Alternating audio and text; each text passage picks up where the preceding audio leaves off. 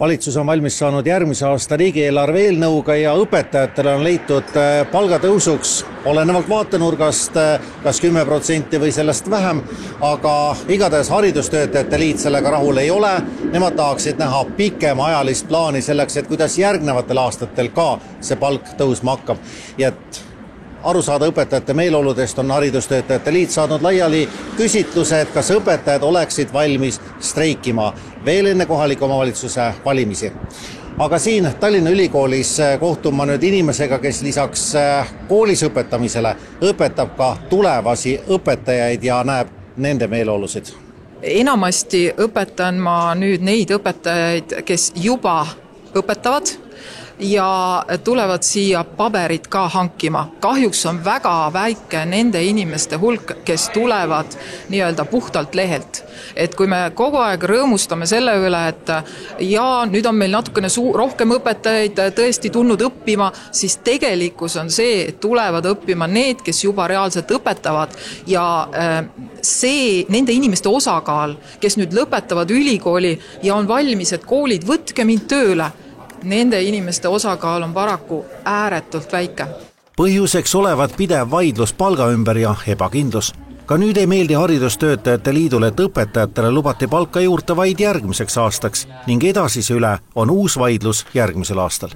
Ministri arvates peaks olema õpetajad rahul, arvestades olusid. Järgmisel aastal õpetajate nii bruto kui ka neto sissetulek kasvab päris märkimisväärselt, tõenäoliselt päris rohkem kiiremini kui keskmine palk. Keskmise palga kasvuprognoos on 5%, õpetajate miinimumpalk kasvab 8%, palgafond tervikuna 10%, nii et me püüame ikkagi nende tempodega järgi jõuda sellele vahepeal mitte väga kiiresti kasvanud palgatõusuga ka keskmisele palgale. Kuidas aga streigi mõttes see sõltub täna kaamera ette kutsutud õpetaja? Mina vastan, et kindlasti streikida. Kõigepealt avalikust natukene eksitatakse sellega, et me saame 10% palgatõusu. Ei saa.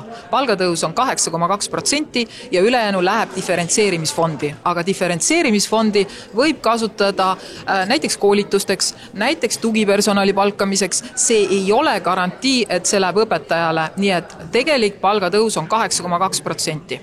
Kohustuslik on maksta välja õpetajatele miinimumtasu, mis järgmisel aastal on 1970, ehk siis võrreldes tänavu aasta miinimumtasuga õpetajate palk kasvab 8,2%, see on garanteeritud kõikidele õpetajatele. Aga kuna haridustoetus kasvab rohkem, siis on võimalik diferentseerida omavalitsustel päris märkimisväärselt õpetajate palkasid ja on õpetajaid, kellel palk tõuseb rohkem kui 8,2%, see sõltub, eks ole, õpetaja positsioonist ja ülesannetest. Streigi kohta vastuseid ootab haridustöötajate liit järgmiseks nädalaks ehk selle kuu lõpuks.